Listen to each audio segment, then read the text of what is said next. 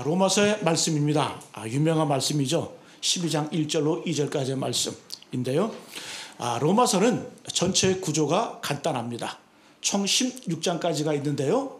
16장까지 중에 1장부터 11장까지는 구원이 무엇인가, 교리적인 부분을 다루고 있습니다. 그래서 우리가 어떻게 구원받는가, 믿음으로 의롭다함을 얻는다, 중심이 이신 칭의, 믿음으로써 의롭다함을 받는다, 그 교리에 대해서 1장부터 11장까지 우리에게 말씀해 주고 있습니다.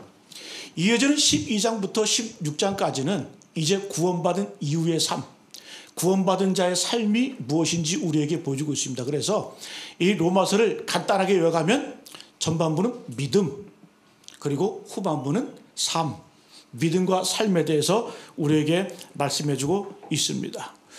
여러분, 우리에게 구원이 참 중요합니다. 사도 바울이 로마서에서 1장부터 11장까지 그 구원의 교리에 대해서 설파하고 있는데요. 구원은 추상적인 것이 아니라 현실적인 것입니다. 실감을 하셔야 돼요. 예수 믿으면 천국, 믿지 않으면 지옥입니다. 여러분 실감하고 계세요? 예전에 어떤 분이, 남자분인데 제가 물어봤어요. 어떻게 예수님 믿게 되냐고. 그분이 신과 함께라는 영화를 봤대요. 신과 함께라는 영화를 보고 나서 지옥 가면 안 되겠구나, 지옥이 무섭구나. 그러니까 영화 하나를 봐도 그분이 느낀 게 뭐예요? 야, 천국과 지옥이 있구나. 예? 내가 정말 그 무간지옥, 예? 그 지옥의 뿔에 들어가서 떨어져서, 예? 영벌에 처하는 것, 그 두렵다는 거예요. 여러분 그거 맞는 말이에요. 예? 여러분 우리는 과연 구원에 대해서 실감하고 계십니까? 내 자녀를 바라보면서, 내 부모를 바라보면서, 내 형제를 바라보면서 예수 믿지 않으면 지옥 갈 텐데, 영벌에 처할 텐데 과연 그거 실감하고 계십니까? 저도 말씀 준비하면서 목사인 나는 과연 그것에 실감하고 절감하고 살고 있는가 다시 한번 질문하게 되더라고요. 여러분 우리가 머지않은 곳에 천국과 지옥이 있어요. 히브리서 분명히 말씀하잖아요. 한 번 죽는 것은 사람에게 정하신 것이요 그 후에는 심판이 있으리니. 모든 사람이 죽어요. 그러나 우리는 마치 200년, 1000년 살 것처럼 사는 것이 바로 우리 인생 아닙니까? 넋을 놓고 산다라는 거죠. 구세군의 창시자 윌리엄 부스라는 목사님은, 이분이 원래 감리교 목사님이었어요. 영국에서 감리교 목사님이었는데 이분이 환상 가운데 지옥에 갔다 옵니다. 지옥에 갔다 와서 그 지옥을 보고 나서 얼마나 마음 가운데 이 경각심이 일어났는지. 그전에는 밍숭맹숭한 목사였는데 지옥에 가서 다 보고 나니까 이분이 정신이 번쩍 뜨는 거예요. 그래가지고 감리교 목사 때려치우고 구세군을 창설했어요. 윌리엄 부스라는 이분이 원래 감리교 목사님이었는데 구세군을 창제합니다. 예? 그래가지고 전 세계적인 영국 런던에 본부가 있는데, 근데 여러분 이분이 구세군, 군대를 창설해서 어떤 군대일까요?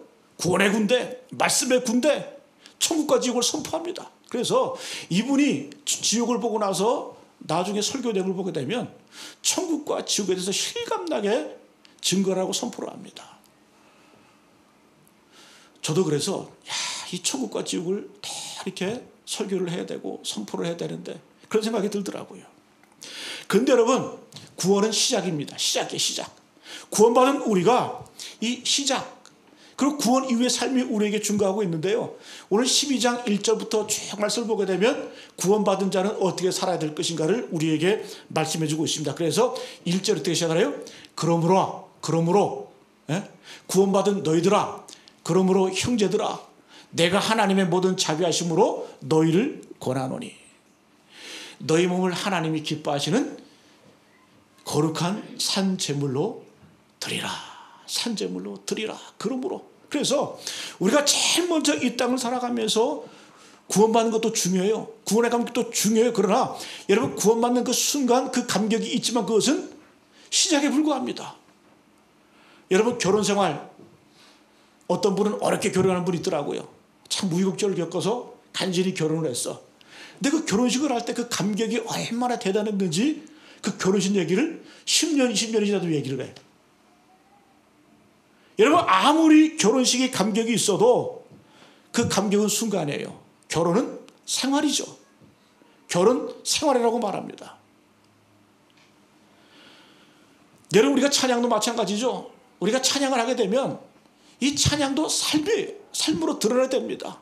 기도하잖아요. 그 기도대로 살아내야 된다는 거죠.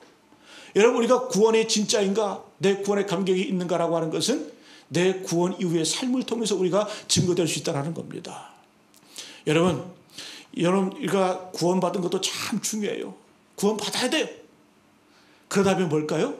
그때 또 시작인 거예요. 구원 이후의 삶이 우리에게 참으로 중요합니다. 그래서 구원받는 생활이 진짜인 줄로 믿습니다. 구원의 감격도 중요하지만 늘 때마다 일마다 이 구원의 생활의 감격이 있어야 될 줄로 믿습니다. 하나님께서 이 구원의 은총을 우리에게 보여주셨어요. 그래서 이 행동하는 믿음, 삶의 믿음을 하나님께서 말씀하셨거든요. 우리가 1절 보게 되면 이렇게 말씀하죠. 그러므로 형제들아, 내가 하나님의 모든 자비하심으로 너희를 권한다. 이렇게 말씀하고 있죠. 이 사도 바울이 권면을 하는데 뭘 근거로? 하나님의 모든 자비하심으로 너희를 권한다. 여기서 말하는 하나님의 자비하심은 뭘까요? 자비가 뭘까요? 자비도 사랑입니다. 사랑인데요. 이 그냥 사랑과 자비는 조금 달라요. 자비는 행동하는 사랑을 자비라고 말합니다. 하나님께서 우리를 사랑하셨는데 그냥 말로만, 입술로만 사랑한 것이 아니라 보여주셨어요. 그래서 그걸 자비라고 말하는 거예요. 내가 하나님의 모든 자비하심을 권한다. 하나님이 어떻게 우리에게 보여주셨어요? 하나님의 아들이신 예수를 이 땅에 보내주셨습니까? 주셨습니다. 그리고 그 아들 예수를 십자가에 달려 죽게 만드시고 우리를 구원하셨어요. 이 보여주신 것 아니에요? 행동하신 것 아니에요? 움직이신 것 아니에요? 그래서 우리가 그 하나님의 모든 자비하심으로 사랑하고 자비할 때에 그 삶이 온전하게 되는 줄로 믿습니다. 여러분, 선한 사마리아인의 비유가 나오잖아요. 동정만 하는 것, 생각만 하는 것, 그 사랑이 아니라는 거예요. 몸이 움직여서 찾아가서 허리를 굽히고 위험을 무릅쓰고 돌봐주는 것이 그게 사랑이라는 거예요. 그게 자비라는 거예요. 그래서 여러분, 사도 바울은 선포합니다. 그러므로 구원받은 형제들아, 내가 하나님의 모든 자비하심으로 너희를 권한다. 하나님이 보여주셨지 않냐? 행동으로 우리에게 보여주셨다.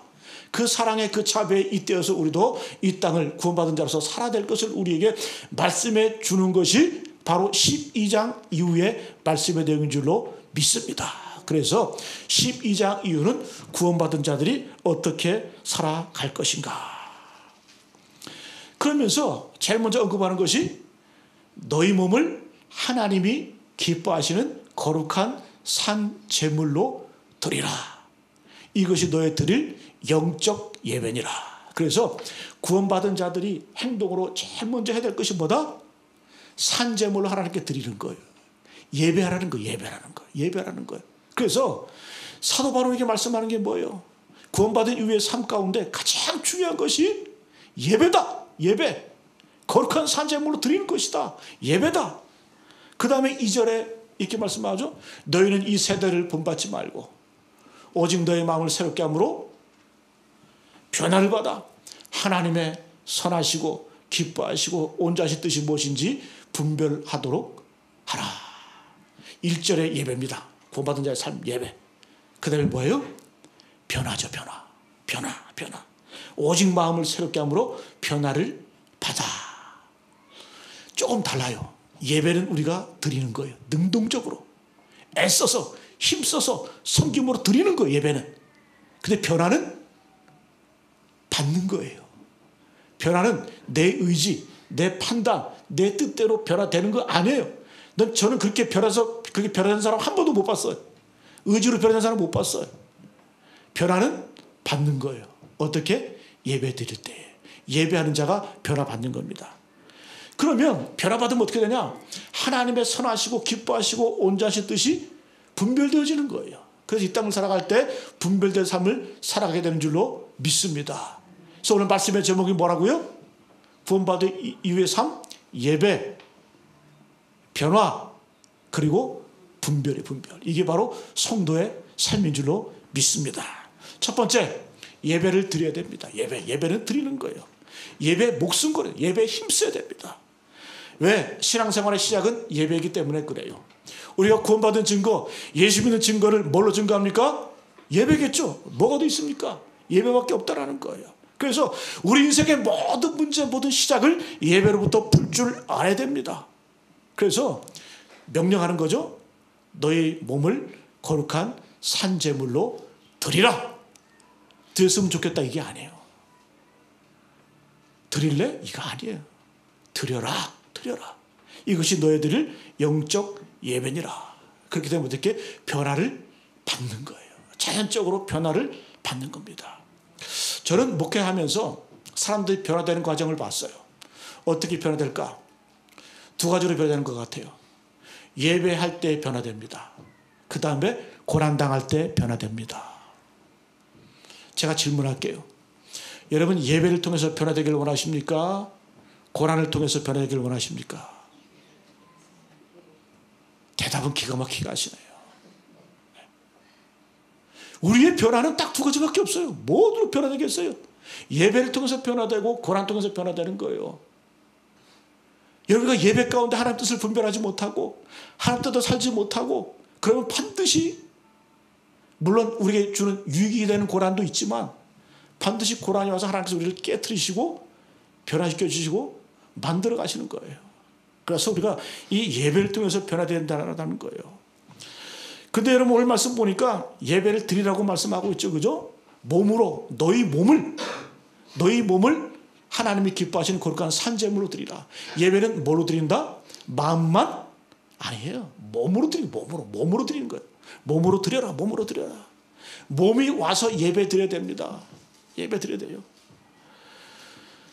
지금도 여러분 우리의 본성상 뭐예요? 힘들고 어려운데 몸도 좀 아픈데 영상으로 예배 드리지 뭐. 물론 여러분 육신의 연약함 때문에 어쩔 수 없이 예배 드리는 분들이 있어요. 영상으로. 그러나 그것은 감히 말합니다. 온전한 예배가 아니에요. 예배는 뭐다? 예배 드리다 죽는 한이 있어도 몸으로 와서 주님 앞에 드려야 되는 거예요. 그래서 여러분 우리 믿음의 조상들은 이 예배 때문에 목숨을 걸고 예배 때문에 순교했고 예배 때문에 죽었고 우리 여러분 일제시대 때 예배 못 드리게 할 때 신사 참배하고 예배 못 드리게 할 때 그러나 우리 믿음의 선배들은 목숨 걸고 죽어가면서 예배 드렸어요. 예배 드렸어요. 왜? 이 구원받은 자의 모습이 바로 예배이기 때문에 그렇습니다. 여러분 비대면 예배 우리가 어쩔 수 없이 코로나 때는 다 같이 살기 위해서 모두의 유익을 위해서 우리가 비대면 예배 드렸지만 여러분 그것이 지나갔잖아요. 내가 여러분 아프고 병들고 일이 있다 할지라도 예배보다 소중한 거 없어요. 예배보다 소중한 거 없어요. 예배에 우리가 최선을 다해야 된다는 거예요. 몸이 드려지지 않는 것 이것을 우리는 구약적으로 말하면 산당 예배라고 말합니다. 산당 예배. 그 당시에 절기가 되면 안식이 되면 예루살렘으로 가서 예배를 드렸습니다. 근데 북쪽 사마리아 사는 사람들은 북쪽에 사는 사람들은 너무 멀거든요. 너무 힘들거든요.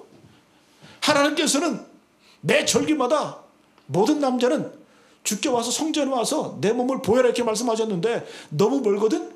너무 멀으니까 북쪽 이스라엘 사마리아 땅에다가 산당을 짓고 나서 거기서 예배 드리는 거예요. 거기까지 갈 것이 뭐가 있냐. 예? 여러분 예배는 몸으로 드리는 겁니다. 능동적 힘쓰라는 거예요. 여러분 예배에 힘쓰시기를 축복합니다. 예수님이 이 땅에 오셨을 때 주님 앞에 나오는 자가 있었고 그리고 예수님이 구원자임을 알면서도 나오지 못하는 사람들이 있었어요. 예수님께 못 나갔던 이유가 뭘까요? 높은 자리에 있어서? 아니에요. 잃을 것이 많아서 못 나가는 거예요. 잃을 것이 많아서 못 나가는 거예요. 핍박시대에 그랬잖아요. 우리가 지난 수요일 날 말씀을 나눴습니다. 그 핍박시대에 기독교가 언제 제일 많이 부흥했냐? AD 3세기 때 가장 핍박이 심하고 가장 고난이 심할 때 그때가 기독교가 가장 크게 번성했어. 왜? 그럴 때일수록 핍박이 어떤 핍박입니까? 사회생활을 못해. 직장을 못 구해. 예수 믿는 것 때문에. 사업을 못해. 장사가 안 돼. 그럼에도 불구하고 그들 어떻게? 목숨을 걸고 잃을 것이 많음에도 불구하고 예배했어요. 예배했더니 하나님께서 그들 가운데 부흥을 주시고 하나님의 역사를 만들어 가셨다는 거예요. 옆나라 중국을 봐도 언제 중국이 가장 기독교가 번성했습니까? 성장했습니까? 문화대혁명 때 기독교인들이 수백만 명이 죽임을 당했어요. 그때 공산당들은 말했죠. 교회는 끝났다. 기독교는 끝났다. 천만의 말씀. 예? 기독교 인구가 1억 명이 넘어갑니다. 1억 명이 넘어갑니다. 지금 중국에. 최대 기독교가 중국이에요. 중국. 얼마나 무섭게 고난 가운데 예배를 통하여서 이 기독교. 왜? 생명은 살아있기 때문에 그래요. 하나님 말씀은 살아있고 하나님 역사는 살아있기 때문에 하나님 역사는 예배를 통해서 이루어진다는 거예요. 성경에 나오는 회당장 야이로, 회당장이라고 성경은 증거합니다. 회당장은 유대인의 지도자를 말합니다. 그 유대인의 지도자 회당장이 예수님께 나아가면 잃어버릴 게 많아요. 그럼에도 불구하고 회당장 야이로는 예수님께 나아갑니다. 엎드려 절하며 간구합니다. 나가는 이유가 뭘까요? 자기 딸을 살리기 위해서. 하나님의 임재가 필요하고 하나님의 역사가 필요합니다. 구원의 역사가 필요합니다. 다시 말하면 예배죠. 그 예배를 통해서 잃을 것이 많지만 하나님께 감히 당당히 예배할 수 있는 것, 이것이 바로 신앙인들의 모습이고 신앙인들의 절개인 줄로 믿습니다. 여러분, 그래서 저는 그래요. 우리가 정말 내가 과연 예배 자리에 있는가? 주일에 한번 예배 자리에 나와서 신앙생활 유지될 것 같습니까? 절대 그렇지가 않아요. 여러분, 수요 예배나 금요 기도회나 늘 예배 자리, 기도 자리 말씀을 통해서 우리가 어떻게 해요? 변화를 받게 되는 거예요. 변화를 받게 되는 거예요. 그래야 변화를 받는 겁니다. 수동적으로 변화를 받는 거예요. 여러분, 그래서 우리가 예배를 통해서 뭐가 이루어지냐? 내가 자꾸 죽는 거예요. 죽는 거예요. 왜? 죽는 것이 사는 것이기 때문에. 예수님이 십자가에 죽으셨잖아요. 그 죽음으로 우리를 살리셨어요. 우리는 어떤 존재입니까? 죄에 대해서 죽은 우리가 하나님께 대해서는 산자가 된 줄로 믿습니다. 이게 바로 십자가의 죽음의 의미고 십자가의 구원의 은총이라는 거예요. 그래서 예배 가운데 기도 가운데 말씀 가운데 우리 힘이 빠져요. 죽게 돼요. 그래서 사도 바울은 날마다 나는 죽노라. 나는 날마다 죽노라. 여러분, 죽는다는 것은 맡긴다는 거예요. 수영을 할 때 우리 막둥이 지금 수영을 2년 동안 하는데 1년, 그죠? 별로 이렇게 발전이 없어. 아직까지 못 떠. 왜 그럴까? 수영의 원리가 그거 아니에요? 맡겨야 돼, 맡겨야 돼. 쉽게 말하면 내 몸을 힘을 쫙 빼야 뜨는 거예요. 그죠? 그래 뜨는 거예요. 그래 뜨는 거거든요. 그 어떤 그 예전에 차 타이어가 이게 틈에 껴서 박혀 있었어요. 근데 애들이 참 지혜가 있는 것 같아. 그걸 빼도 못 빼니까 어떤 꼬마가 지나가면서 바람 빼세요. 바람 빼면 빠지잖아요. 그 다른 데는 바퀴가 다 이렇게 바람이 있으니까 그 바람만 딱 빼니까 쫙 올라오는 거예요. 쫙 올라오는 거예요. 쫙 올라오는 거예요. 저는 그걸 보면서 신앙의 원리가 그거구나. 우리가 왜 예배를 드리고 왜 기도하고 왜 말씀으로 무장해야 될까요? 왜? 그걸 통해서 내가 맡기는 법을 배우는 거예요. 죽는 법을 배우는 거예요. 그래서 어떻게? 변화를 받게 되는 거예요. 변화를 받게 되면 어떻게? 하나님의 선하시고 기뻐하시고 온전하신 뜻이 무엇인지 분별력이 생기는 거예요. 그래서 우리가 하나님의 온전한 삶으로 살아가게 되는 줄로 믿습니다. 맡긴다? 저는 이것도 좀 교만한 말인 것 같아. 우리가 여러분 뭐가 가지고 있어서 하나님께 맡겨요? 돌려드리는 거지. 드리는 거. 그래서 오늘 성경은 뭐라고 말씀해요? 너희 몸을 하나님이 기뻐하시는 거룩한 산 제물로 드려라. 드려라. 이것이 너희들을 영적 예배니라. 그래서 구원 이후의 삶의 모습은 돌려드리는 겁니다. 돌려드리는 겁니다. 그래서 여러분, 내가 죽으면 살고, 내가 살면 가정이 살고, 내가 죽으면 공동체가 살고 민족이 삽니다. 뭐 옛날에 그런 책도 있었어요. 저 어렸을 때 책 가운데 공자가 죽어야 나라가 산다. 예? 공자가 죽어야 나라가 산다. 여러분, 페르시아 제국의 그 에스더 왕비, 그 이스라엘 민족의 노예로 끌려갔는데 거기 가서 왕비가 됐잖아요. 그죠? 참 대단한 거죠. 에스더 왕비가 됐어요. 근데 그 왕비가 은혜를 많이 받아가지고 그 대제국의 왕후가 됩니다. 그죠? 그때 이 삼촌이 와가지고 뭐라고 얘기해요? 내가 왕후의 위를 얻은 것이 바로 이때를 위함이 아니냐? 이렇게 얘기를 하는 거죠. 그죠? 은혜를 받았으면 어떻게? 돌려드리는 거예요. 그래야 민족이 살고 공동체가 사는 거예요. 여러분, 그래서 에스더가 결단하잖아요. 내가 죽으면 죽으리다 하면서 이 왕에게 나아가서 내 마음의 손을 아뢰겠다 이렇게 얘기를 하잖아요. 죽으면 죽으리라. 예? 받은 은혜, 받은 축복, 받은 권세, 그 어떻게? 다시 말하면 이것은 하나님께 돌려드리는 거예요. 그 돌려드림을 통해서 불임절이 생겼잖아요. 불임절. 이스라엘 온 백성들이 다 구원받게 되잖아요. 구원받게 되잖아요. 여러분, 요셉은 안 그렇습니까? 하나님의 은혜로 총리가 되었어요. 통치하는 총리가 되었어요. 그런데 요셉도 어떻게 돌려드리잖아요. 그 받은 하나님의 축복을 가지고 하나님의 총리를 세우셨는데 그것을 돌려드렸더니 자기 가족이 살고 민족이 살고 애굽이 살잖아요. 돌려드릴 때 사는 역사가 있게 되는 줄로 믿습니다. 여러분, 우리가 예배 드릴 때 왜 자꾸 기쁨이 사라질까요? 우리 너무 받는 데 익숙해. 은혜 받고 성령 충만함 받고 말씀 받고, 물론 여러분 그것도 중요한데 우리의 구호가 바뀌어야 돼. 받았으면 어떻게? 돌려드리는 거예요. 드리는 거예요. 그래서 구원 이후의 삶은 뭐다? 예배를 통해서 돌려드리는 것인 줄로 믿습니다. 예배가 뭘까요? 물질을 드리고 몸을 드리고 시간을 드리는 거예요. 여러분, 예배 자리에 나서 여러분들이 드리잖아요. 그죠? 교회 입장에서는 어떻게 하는 거예요? 그 받은 것을 가지고, 드린 것을 가지고 다시 어떻게? 주님 앞에 돌려드리는 거예요. 요한계시록에 보게 되면 24장로가 나옵니다. 하나님께 쓰임받은 24장로가 나오는데 그들이 하나님으로부터 면류관을 얻어요. 면류관을 받아요. 근데 요한계시록은 뭐라고 말씀해요? 이 24장로들이 자기들이 받은 면류관을 어떻게 했다?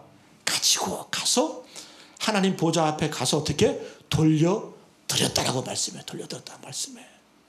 이게 드림의 예배의 진정한 의미인 줄로 믿습니다. 그래서 여러분, 오늘 이 사도 바울은 1절에서 뭐라고 말씀해요? 그러므로 형제들아, 내가 하나님의 모든 자비하심으로 너희를 권하노니 너희 몸을 하나님이 기뻐하시는 거룩한 산제물로 드리라. 이것이 너희 드릴 영적 예배니라. 영적 예배니라. 그 다음에 변화를 받아야 됩니다. 변화를 받아야 된다는 거예요. 오직 너희는 마음을 새롭게 함으로 변화를 받아. 변화는 받는 겁니다. 우리가 예배 드리면, 기도하면, 말씀으로 무장하면 변화는 받는 거예요. 그래서 이 변화를 받게 되면 우리의 기도가 바뀌고 또 우리의 소원이 바뀌고 우리의 마음에, 우리의 태도가 바뀌어요.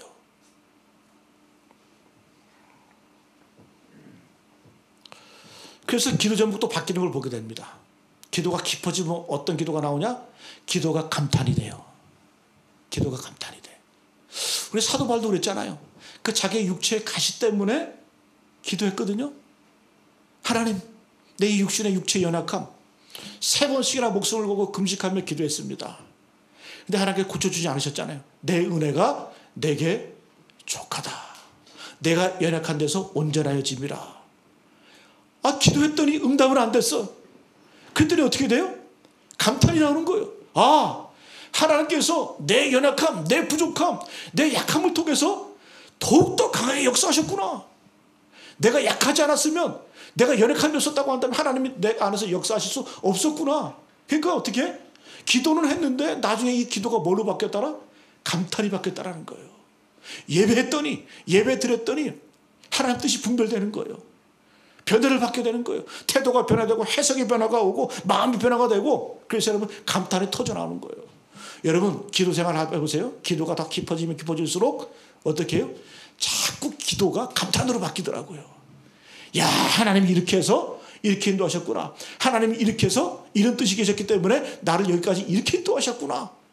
내 뜻과는 맞지 않아. 내 본성과는 맞지 않아. 내 육신과는 이율배반적인 그런 결과가 왔어요. 그럼에도 불구하고 감탄이 나오는 거예요. 왜?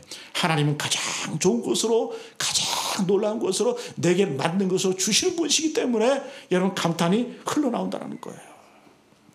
여러분들 제일 먼저 여러분들의 기도가 바뀌시기를 축복합니다. 기도의 변화가 있기를 간절히 축복합니다. 그래서 예배가 가장 중요한데요, 예배를 통해서 내가 변화가 되면 내 기도가 바뀌고 소원이 바뀌고 기쁨의 본질이 바뀌어져요. 예전에는 이 땅에 끝가고 기뻐했어요. 그러나 변화를 받고 나면 어떻게 돼? 그딴 것들이 시시해버려. 우스워 보여. 별것 아닌 것 같아. 그래서 더 좋은 가치, 그러면서 내 인생이 더욱더 아름다워지는 겁니다. 헌신하게 되는 겁니다. 섬기게 되는 겁니다. 이것이 중요하다는 거죠. 참 묘해요. 우리가 주 앞에 나아가고 예배하게 되면 내가 원한다고 변화되는 것이 아니더라고요. 내 힘으로 될 것 같아요? 절대 그렇지가 않더라고요. 내 능력으로, 그렇지, 내 의지? 아니다. 우리가 이것만 하면 돼요. 정말 능동적으로 힘써서 애써서 예배하는 자가 되면, 예배자가 되면 내 스스로가 어느샌가 모르게 변화가 되어 있어요. 이게 하나님의 놀라운 섭리라는 겁니다. 마지막으로 여러분 분별의 삶을 살아야 될 줄로 믿습니다. 우리 2절 말씀 같이 한번 읽어봅니다. 2절 말씀 시작. 너희는 이 세대를 본받지 말고 오직 마음을 새롭게 함으로 변화를 받아 하나님의 선하시고 기뻐하시고 온전하신 뜻이 무엇인지 분별하도록 하라.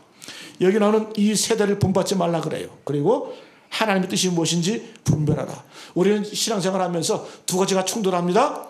우리의 본성은 자꾸 이 세대를 본보려고 해. 이 세대가 추구하는 것, 이 세대가 중요하게 여기는 것, 자꾸 그것을 바라보게 만들어. 그러나 우리가 예배자가 되면 변화를 받게 되는데 이런 것들보다 어때요? 하나님의 뜻이 무엇인지, 하나님의 선하시고 기뻐하시고 온전하신 뜻이 무엇인지 분별하도록 분별자가 된다는 거예요. 여러분 순서가 바뀌면 안 돼요. 오늘 순서 잘 기억하세요. 제가 자꾸 여러분들 말씀을 같이 읽자는 얘기가 뭔 줄 아세요? 1절, 2절 말씀은 외우셔야 돼요. 외우셔야 돼요. 이게 믿음 생활의 총론이에요. 총론이에요. 총론. 모든 거예요. 그러므로 형제들아, 내가 하나님의 모든 자비하심으로 너희를 권하노니 너희 몸을 하나님 기뻐하시는 거룩한 산제물로 드리라. 이게 너희들 영적 예배니라. 영적 예배. 그 다음에 너희는 이 세대를 본받지 말고 오직 마음을 새롭게 변화를 받아야 된다. 예배 드리면 수동적으로 변화가 임한다. 그럼 어떻게 해요? 우리 이 땅을 살아가면서 하나님의 선하시고 기뻐하신 뜻이 무엇인지 우리는 분별하며 살 수 있다. 이것을 우리에게 말씀해 주고 있습니다. 근데 우리는 자꾸 습관적으로 뭐부터 하려고 그래요? 분별 먼저 하려고 그래. 분별. 판단 먼저 하려고 그래. 내 이성 가지고, 내 의지 갖고, 내 얄팍한 그 성격 지식 가지고 분별하려고 그래. 저는 어떤 분이 그 얘기 하더라고요. 이런 프로그램도 있고 저런 프로그램도 있고. 그런데 내가 솔직히 그래요. 예배나 제대로 드리라고. 예배나 드리시오. 예배에 목숨 걸어봤냐고. 예배에 힘써봤냐고. 몸으로 예배 드려봤냐고. 예배 드리자면서 무슨 분별을 하려고 그래. 뭔 변화가 돼. 우리는 자꾸 거꾸로 가려고 그래요. 신앙생활이 타락하면 어떻게 된 줄 아세요? 자꾸 분별하려고 그래. 그게 온전한 분별이겠어요? 아니라는 거예요. 순서가 뒤바뀌면 안 된다는 거예요. 예배를 통해서 드리고 예배할 때 우리는 자연적으로 변화는 받게 되는 거예요. 받게 되면 어떻게 해요? 우리도 모르는 사이에 내 삶에 열매가 생겨. 그 열매는 진짜 열매인 거예요. 썩지 않은 열매인 거예요. 나는 포도나무요. 너희는 가지니. 너희가 내 안에 가고 내가 너희 안에 가면 너희가 열매를 많이 맺느니라. 우리는 자꾸 어떻게 내가 자꾸 나무가 되려고 그래. 나무 하지 말라는 거야. 하나님께서. 내가 나무 해줄게. 나는 포도나무다. 너희는 뭐다? 가지다. 가지가 하는 게 뭐예요? 붙들기만 하면 되는 거예요. 뭐가 어려워요? 근데 그걸 어렵다고 말하잖아요. 예배도 우리가 제대로 못 드리면서 어떻게 변화를 받으려고 그래요. 주님 안에 붙어 있어야 가지에서 그 열매 맺을 것 같지 않거든요. 가지가 얼마나 연약해요. 부러질 것 같고. 그런데 신기한 것은 뭐냐면 여리고 낮고 낮춰진 그 열이 그 가지 가운데 꽃이 피고 열매가 맺고 주렁주렁 열매가 맺혀진다는 거예요. 이게 신비 아닙니까? 그래서 자꾸 우리가 순서를 바꾸면 안 돼요. 분별하려고 그러지 말고, 네? 변화되려고 내가 노력하지 말고, 거꾸로. 오늘 사도 바울이 분명히 말씀해요. 이게 진리의 말씀이에요. 사도 바울이 뭐라고 말씀해요? 예배에 힘써라. 몸으로 예배를 드려라. 주 앞에 거룩한 산제물로 드려라. 제물은 죽어야 되잖아요. 근데 산제물이래. 왜? 우리는 제물로 죽을 때 살게 되기 때문에 그래요. 거룩한 산제물로 드리라. 예배를 드리라. 그러면 너희가 변화를 받게 될 것이다. 변화는 수동적으로 받게 된다. 그 다음에 어떻게? 너희는 하나님의 선하시고 기뻐하시고 온전하시듯이 분별하며 살 수 있게 된다. 순종의 삶을 살게 되는 줄로 믿습니다. 그래서 여러분, 예배는 반응인 거예요. 한 번 순종하면 방향이 바뀝니다. 두 번 순종하면 도약이 일어납니다. 세 번 순종하면 기적이 나타납니다. 이게 하나님 앞에 분별된 삶인 줄로 믿습니다. 그래서 종교개혁가 마틴 루터는 이런 유명한 얘기를 했어요. 나는 기적의 사람이 되기보다는 순종의 사람이 되기를 원했다. 여러분, 기적을 베풀고 능력을 베풀고, 저는 그런 분들 여러 번 봤어요. 기적이 나타나고 능력이 나타나는데 나중에 하나님께 버림받더라고요. 그런데 순종하는 사람은 버림받질 않아. 참 신기해요. 놀라워요. 기적의 사람, 능력의 사람은 어느 순간 교만해져서 타락하고 하나님께 버림받게 되는데, 순종의 사람은, 하나님의 말씀에 반응하는 사람은, 분별력을 가지고 나가는 사람은 버림받지 않더라고요. 이게 진정한 축복인 줄로 믿습니다. 여러분, 오늘 말씀 제목 꼭 기억하세요. 그리고 1절, 2절의 말씀 여러분들의 마음 가운데, 심령 가운데 내 삶의 기준으로 삼으시고, 뭐 갖고 기준 삼으시고, 하나님의 말씀으로 기준 삼아야지. 예배를 드리라. 변화를 받으라. 그리고 분별된 삶을 살아라. 분별이 거룩 아닙니까? 거룩은 따로 떼어졌다. 구별됐다. 그런다. 분별. 왜 우리를 분별했을까요? 쓰임받기 위해서 분별하는 거 아니겠어요? 그러니까 하나님 앞에 온전히 쓰임받게 되는 줄로 믿습니다. 거룩한 예배자 되시는 저런 되시기를 축복합니다.